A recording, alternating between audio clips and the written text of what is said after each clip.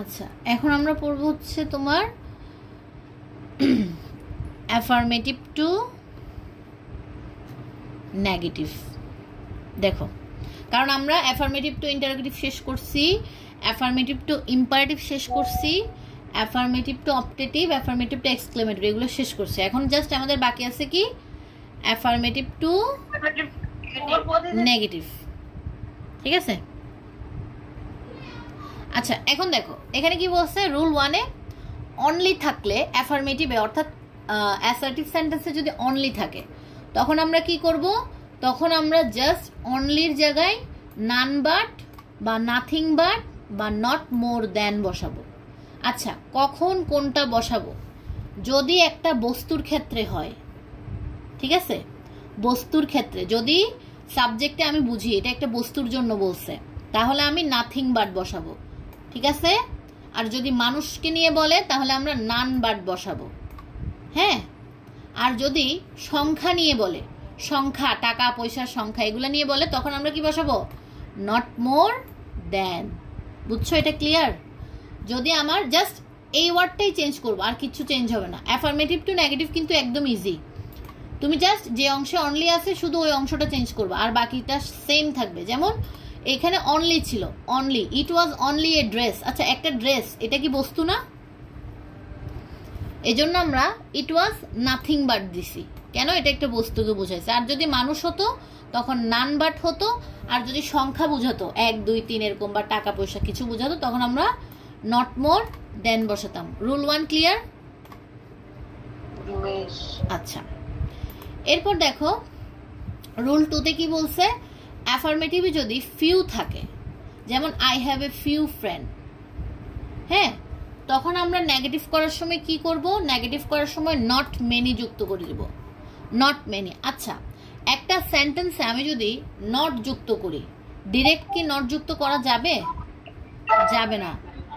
আমার কি আনতে হবে? ডু, ডাজ, ডিড, যে কোনো একটা আনতে হবে। তাহলে দেখো I have a few friends. আচ্ছা, তোমাদের মনে হতে পারে যে আচ্ছা এখানে তো অক্সিলারি ভার্ব আছে, তাহলে আমি ডিরেক্ট অক্সিলারি ভার্বের সাথে কেন নট যুক্ত করতে পারবো না? কিন্তু দেখো তো এটা কি এখানে অক্সিলারি ভার্ব হিসেবে ব্যবহার হয়েছে? একটু কনফার্ম করো তো। কারণ কি, এটার পরে তো আর কোনো ভার্ব নাই, তাহলে এটাই এখানে মেইন ভার্ব না?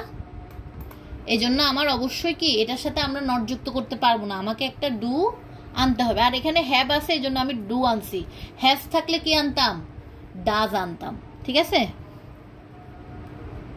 যদি যদি এরকম থাকতো যে he has a few friends, তাহলে আমি কি বসাতাম? He does not has many friends. ঠিক আছে? Not many. ফিউ থাকলে আমার নেগেটিভ করতে কি বসাতে হবে? নট মেনি বসাতে হবে। আর নটটা আমি ডু বা ডাজ এগুলোর সাথে যুক্ত করব, আর হ্যাভটা হ্যাভের জায়গায় বসে যাবে, জাস্ট ফিউর জায়গায় মেনি বসবে, আর এখানে একটা নট যুক্ত হবে। আচ্ছা, এত কিছু লাগবে না, জাস্ট মনে রাখবা যদি অ্যাফার্মেটিভে মাস্ট থাকে, অ্যাফার্মেটিভে যদি মাস্ট থাকে, যেমন হি ইজ না, সরি, যদি এরকম থাকে he must give me thanks, তাহলে এটার পরিবর্তে আমরা ক্যান নট বাট বসাবো। এই রুলসটা শেখার দরকার নেই, ক্যান নট হেল্প দরকার নেই, আমাদের জাস্ট মনে রাখতে হবে অ্যাফার্মেটিভে যদি মাস্ট থাকে, অর্থাৎ অ্যাসার্টিভ সেন্টেন্সে বা অ্যাফার্মেটিভ সেন্টেন্সে যদি মাস্ট থাকে, তাহলে আমরা জাস্ট মাস্টের পরিবর্তে কি বসাবো? Can not but. হ্যাঁ, এগুলো একটু খাতা, আমি যে মুখে বলতেছি তোমরা লিখতেছো না খাতায়? কেউ লিখো নাই? আচ্ছা, আমি রেকর্ড ক্লাস দিয়ে দিব, তোমরা ওগুলো থেকে লিখে নিবা, ইম্পর্টেন্ট যেগুলো যেগুলো বলতেছি। রুলস গুলো অন্তত লিখে রাখবা যাতে পরীক্ষার আগে রিভাইজ দিতে পারো, যাতে না পরীক্ষার আগে না, মানে হচ্ছে তোমরা ওই যে প্র্যাকটিস করবে না তখন যাতে ওই খাতা থেকে রুলস গুলো চোখে পড়ে। যেমন মাস্ট থাকলে তোমরা জাস্ট মাস্টের পরিবর্তে ক্যান নট বাট বসাবো, আর কোনো এখানে কিছু নাই। আরেকটা জিনিস সেটা হচ্ছে এন্ড থাকলে তখন কি হবে? এন্ড বা বোথ এন্ড এরকম থাকলে কি হবে? যেমন দেখো both Karim and Kamal can do the work, তাহলে কি করিম এবং কামাল দুইজন মিলে কি করে? কাজটা করে। তাহলে both dot dot and, dot dot মানে হচ্ছে এখানে একটা নাউন বসবে আর কি। ঠিক আছে? তাহলে বোথ, এখানে একটা নাউন বসছে, এন্ড এরপর আরেকটা নাউন, এরকম জিনিসটা থাকলে তখন কি হবে? Not only not only. বোথের জন্য আমরা কি বসাবো? Not only. এরপরে এই নাউনটা বসে যাবে। এরপরে অ্যান্ডের জন্য আমরা বসাবো বাট অলসো। তোমরা ডিরেক্ট বাংলা করেও করতে পারো। যেমন দেখো, করিম এবং কামাল দুইজন মিলেই কাজটা করতে পারে। তাহলে কি নট অনলি করিম, শুধুমাত্র করিম না, বাট অলসো কামালও এই কাজটা করতে পারে। ঠিক আছে, তাহলে বোথ ডট ডট অ্যান্ড থাকলে বোথের জন্য নট অনলি, করিমটা বসে গেল, এরপরে অ্যান্ডের জন্য বাট অলসো। আচ্ছা, এরপর এখানে দেখো অ্যাফার্মেটিভ সেন্টেন্স যদি এভরি থাকে, নেগেটিভে আমরা কি করব? নেগেটিভে আমরা there is no dot dot but লিখতে পারি। কারণ আরো একটা দিতে পারো তোমরা, যে এখানে every mother loves her child, তাহলে তোমরা কি করতে পারো? No mother hates her child, এভাবেও ডিরেক্ট বসাই দিতে পারো। অর্থাৎ এখানে যেটা দিবে, এখানে যে ওয়ার্ডটা দিবে এটা বিপরীত শব্দটা কিন্তু বসাতে হবে। যদি তোমাদের তৎক্ষণাৎ বিপরীত শব্দটা মাথায় না আসে, তখন কি করবা? তখন এভরি মাদার এটার পরিবর্তে কি লিখবা? দেয়ার ইজ নো মাদার, তারপরে হ্যাঁ লিখবা, তারপরে ভার্বের আগে জাস্ট লিখবা বাট। এটাই ইজি হবে, এটাই ইজি হবে, এই রুলসটাই ইজি। তাহলে এভরি যুক্ত কোনো ওয়ার্ড থাকলে কি করবা? এভরির পরিবর্তে আনবা দেয়ার ইজ নো, তারপরে হ্যাঁ, তারপরে যে নাউনটা আছে ওইটা বসে যাবে, এরপর হচ্ছে বাট, এরপরে ভার্ব থেকে পরের অংশটা বসে যাবে। ঠিক আছে? আচ্ছা, এরপর অলওয়েজ থাকলে কি করবা? জাস্ট অলওয়েজ এর পরিবর্তে নেভার বসাবা, আর যে ওয়ার্ডটা দিবে ওটার বিপরীত শব্দ বসাতে হবে। যেমন I will always remember you, আমি তোমাকে সবসময় মনে রাখবো। তাহলে আমি যদি এখানে এরকম বলি I will never remember you, মানে কি এটা অর্থ কিরকম দাঁড়াবে? আমি তোমাকে কখনোই মনে রাখবো না। তাহলে দুইটার মধ্যে অর্থ মিল আছে? আমাদের সবসময় মনে রাখতে হবে, আমরা যতই নেগেটিভ করি না কেন আমাদের অর্থটা মিল রাখতে হবে। তাহলে আমার এজন্যই এটার বিপরীত শব্দটা বসবে। রিমেম্বারের বিপরীত শব্দ ফরগেট, মানে কি আমি তোমাকে কখনোই ভুলবো না। এরপরে দেখো অ্যাজ সুন অ্যাজ থাকলে কি হবে? অ্যাজ সুন অ্যাজ থাকলে জাস্ট নো সুনার হ্যাড বসবে। এই রুলসটা দেখিও, এটা কোনো পরিবর্তন নাই, জাস্ট অ্যাজ সুন অ্যাজ এর পরিবর্তে নো সুনার হ্যাড। মনে রাখবা যেগুলাতে জাস্ট একটা একটা ওয়ার্ড চেঞ্জ হচ্ছে এগুলার থেকেই মূলত আসে। যেমন অ্যাজ সুন অ্যাজ, এখানে আর কিচ্ছু পরিবর্তন করতে হবে না, জাস্ট কি নো সুনার হ্যাড, তারপর হচ্ছে ওই কমার পরিবর্তে দেন বসে। ঠিক আছে, কমার পরিবর্তে দেনটা বসে, এখানে রুলসে লিখে নেই, তাও মনে রাখবা কমার পরিবর্তে দেন বসে। আচ্ছা, এরপর দেখো সামটাইমস থাকলে কি হবে? Not always. আচ্ছা, আমি তোমাদেরকে বলছিলাম না যেখানেই নট থাকবে সেখানেই ডু ডাজ এরকম কিছু একটা যুক্ত করতে হবে। কারণ কি এই সেন্টেন্সেও আমার মেইন ভার্ব, অক্সিলারি ভার্ব কি আছে?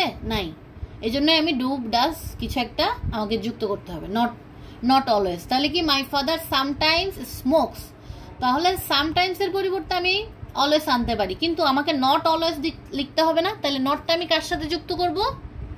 নটটা আমি ডু ডাজ বা ডিড এর সাথে। তাহলে ডাজ যুক্ত করছি কেন? এখানে স্মোকস আছে, তাহলে ডাজ নট অলওয়েজ স্মোক। এখানে এসটা উঠে গেছে কেন? কারণ আমি তো এখানে ডাজ লিখে ফেলছি একবার, এই জন্য এখানে আমি মেইন ফরম্যাটটাই বসাবো শুধু ভার্বের। বুঝছো এটা? আচ্ছা, আমি আবার প্রথম থেকে ক্লিয়ার করতেছি।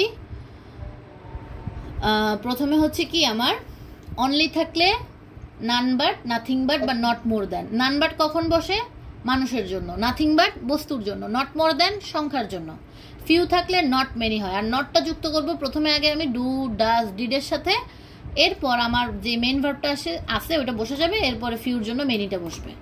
আচ্ছা, এইটা রুলসটা ইম্পর্টেন্ট। মাস্ট থাকলে ক্যান নট বাট বসবে, জাস্ট যেই জায়গায় মাস্ট আছে ওই জায়গায় ক্যান নট বাটটা বসাবো। Rule 3 important. এরপরে বোথ করিম অ্যান্ড কামাল, এটার জন্য not only Karim but also Kamal, এটাও ইম্পর্টেন্ট রুলস।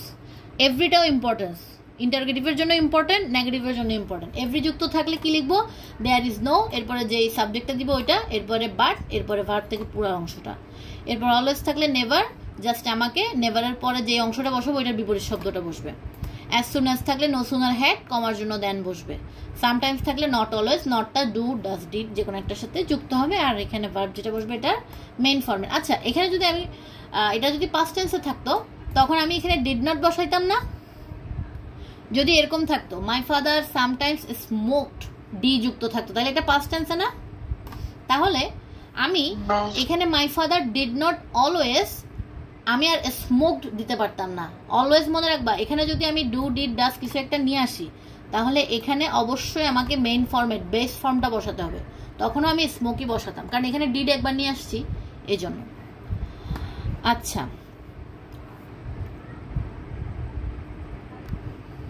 বলছে দেখো। জিমিস জিমিস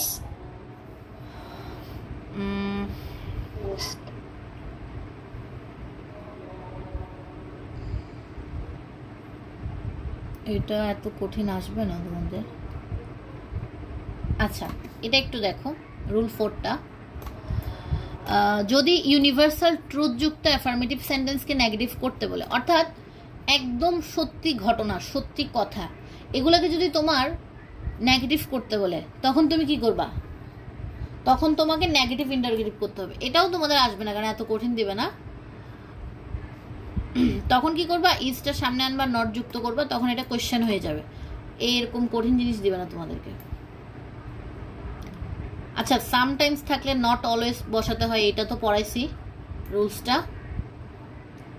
আচ্ছা আর নাই। দেখো যেমন এগুলো তো আমার জন্য করে রাখবা।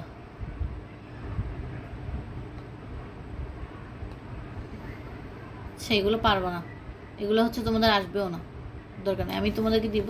তোমরা কি করবা আমি বলি।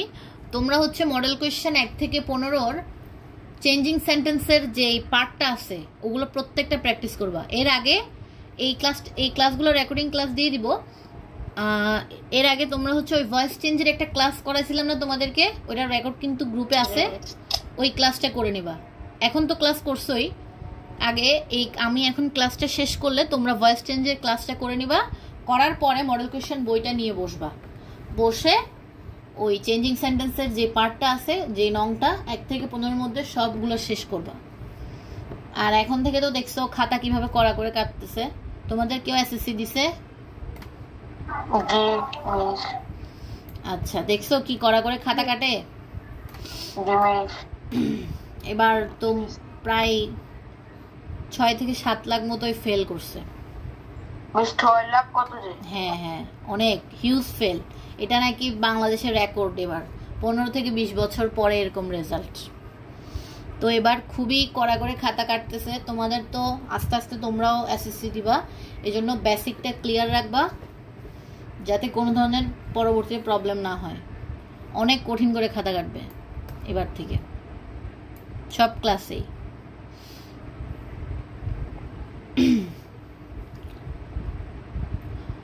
আচ্ছা এখানে আর কোনো প্রবলেম আছে কারো?